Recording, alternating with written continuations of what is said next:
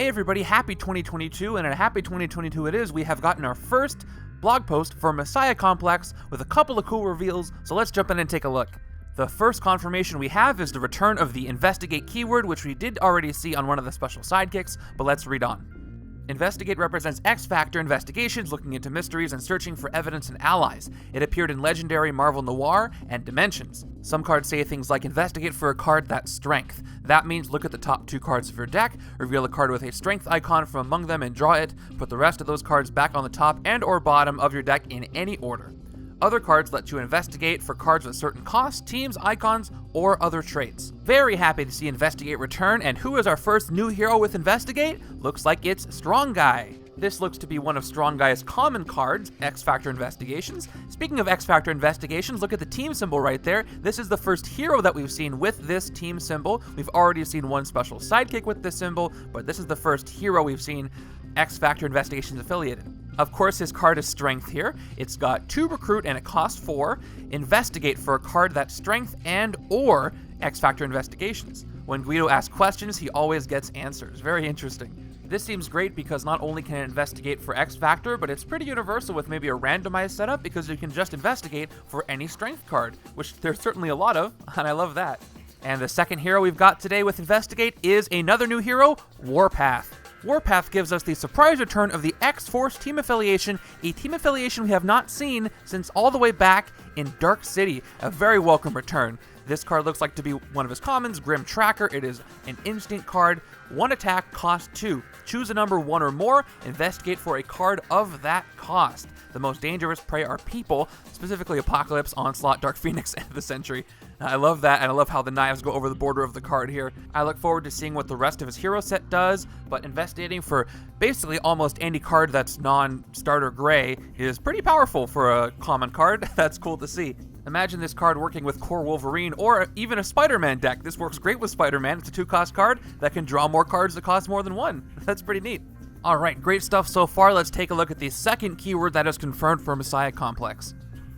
The second returning keyword is Chivalrous Duel, returning from the Ant-Man expansion. This is actually one of my personal favorites. I love how thematic this game gets when Chivalrous Duel is applied because it really feels like you're going one-on-one against a villain. To fight an enemy with Chivalrous Duel, all the attack you spend must come from a single hero name. For example, to fight a 3-attack villain with Chivalrous Duel, you can spend 3 attack from 2 different Strong Guy cards, but you can't combine 2 attack from Strong Guy cards and 1 attack from a Siren card. Interesting, first we're hearing about her. If a hero has no hero name listed, like Shield Trooper or any sidekick or a villain that became a hero, then its hero name is the same as its card name. So you can play 3 Shield Troopers, then fight a 3-attack villain with Chivalrous Duel, but you can't spend 2 attack from Strong Guy cards and 1 attack from a Shield Trooper. So there you go, and that Siren info is interesting. She was not on the box art. She is the daughter of Banshee. So Banshee had a lot of piercing energy in his hero set.